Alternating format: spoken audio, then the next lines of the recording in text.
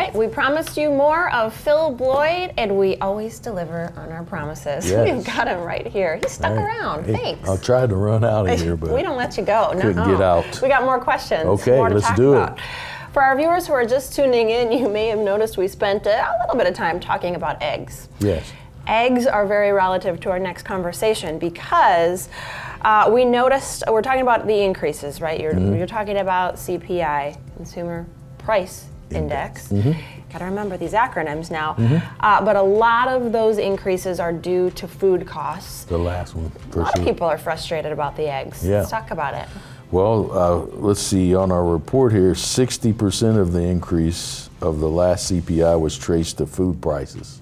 So we know that food price, gotta eat. Gotta eat. You know, Yes, be a we good do. time for me to take off a few pounds. I don't you know, know, maybe, but. If I don't eat eggs, well, I'm gonna eat something else that's probably not good for me. maybe. Yeah, that's the truth. But, okay, you know, but we all need to eat, and right. we are all paying more Right. to do so. Yep, more to eat. Then we also rent. If we're paying rent, rent was a big part of that increase the last time.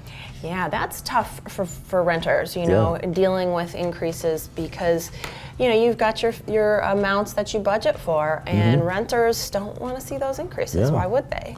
Well, and then like on our audio clip, now we have 11 months income to pay for 12 months expenses. Right. For a lot of people, that extra month is going on the credit card. And yeah, and exactly. Where else are you going to get the other month's expenses from? So you put it on your credit card, charge the rest, pay for it later, kick the can down the road.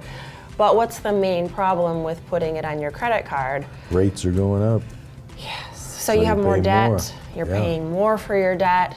So people who aren't able to make ends meet are seeing this compounding issue. What if they get laid off? Now we're really in trouble. Okay, so that, you know, and that's kind of what the Fed is pushing us to.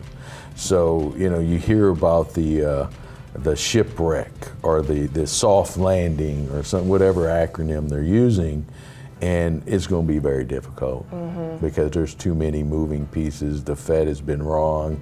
They were wrong about inflation in the beginning, and all of a sudden they're going to have a wake-up moment and get everything right. I've got a hard time believing that. Snap into place, it all works out. Well, let's talk a little bit with the couple minutes we have left about outside of rent, what's going on with home building, homes for owners, for those who are buying and building. Now here it doesn't feel like there's much of a slowdown, but there actually has been a slowdown, and of course then across the country there's going to be a major slowdown. Well, I mean, you know, this may be one of the last places, who knows, but it will affect us. You know, everyone is going to be affected. With the mortgage rates going over 7%, what you're going to see, and what we have seen, is a slowdown in building. I mean, how many jobs are tied to building a new home? Oh gosh, so many, right? How many contractors? Wow, that's our economy though. The supplies, the lumber, the cement, you know, the labor, ordering of materials, all of that stuff. Right. I mean, there's so many jobs. That's why when we look at the home numbers, that it's a big indicator because there's so many jobs related to that. Right, and so many of these people that are doing these types of jobs are needing affordable housing. The affordable housing is getting tougher and tougher to come by. Yeah. There's a lot of dominoes here in play. You know, unfortunately, and I would like to be positive, we started positive because we were talking about, you know, here's some tax things that are changing for next year. Use these to your advantage. Maybe we can have a new income plan where we're taking less of our retirement income. Maybe we're doing more conversions because our equity part of our portfolio is depressed. So maybe we want to pay taxes on it now while it's low. And now we get some even better tax brackets, so that's kind of a double coupon for those that collect.